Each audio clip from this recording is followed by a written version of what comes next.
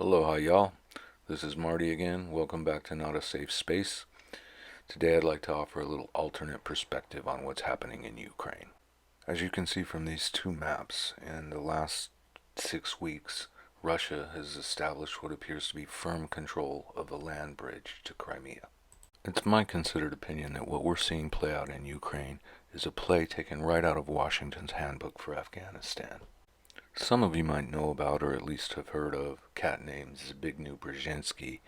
He was President Carter's national security advisor.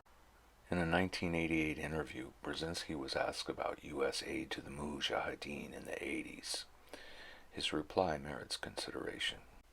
He revealed that in early July of '79, Washington had begun to fund opponents of the pro-Soviet regime in Kabul, and this was done with the intention of inducing a Soviet invasion.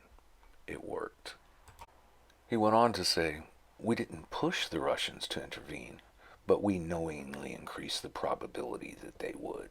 When asked if he regretted the situation, he said, "Regret what? The secret operation was an excellent idea. It had the effect of drawing the Russians into the Afghan trap, and you want me to regret it?" The day the Soviets officially crossed the border, I wrote to President Carter, essentially, "We now have the opportunity of giving to the USSR its Vietnam War." Indeed, for almost 10 years, Moscow had to carry on a war that was unsustainable for the regime, a conflict that brought about the demoralization and finally the breakup of the Soviet Empire. In an interesting side note, Mark Brzezinski, Zbigniew Brzezinski's son, was Biden's hand-picked ambassador to Poland. Now, I don't want to say Putin is stupid, because I don't believe for a minute he is, but he does seem to have taken the same bait that led to the fall of the Soviet Empire. There are only three places that Russia can directly trade with the wider world: the Pacific, the Baltic, and the Black Sea. Lithuania, Latvia, and Estonia have the perfect geostrategic position to restrict Russia's access to St. Petersburg via the Baltic Sea, and they are now members of NATO and the EU.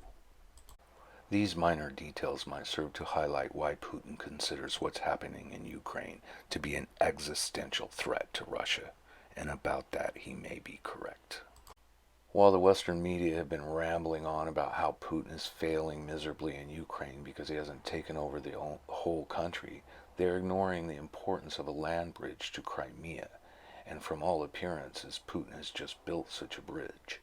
The Western press seems oblivious to the possibility that Putin had the good strategic sense to know that he couldn't hold the entire Ukraine, and he needed to fall back to a defensible and fortifiable position. A position that would also provide him land access to Crimea. Now the pieces are in place, and the stage is set for the destruction of Ukraine and the lives of millions of its citizens, for a full-scale economic war against Russia, which will not incidentally destroy the lives of millions of Russian citizens. If Washington is lucky, they may also recognize their goal of regime change in Russia. But the one thing Washington will not do is work for peace, and Putin has his back to the wall, so he can't back down. Both Washington and Russia have overplayed their hands. They both find themselves in a must-win situation, in a game where the only winners are arms manufacturers and oil companies. Work for peace, y'all.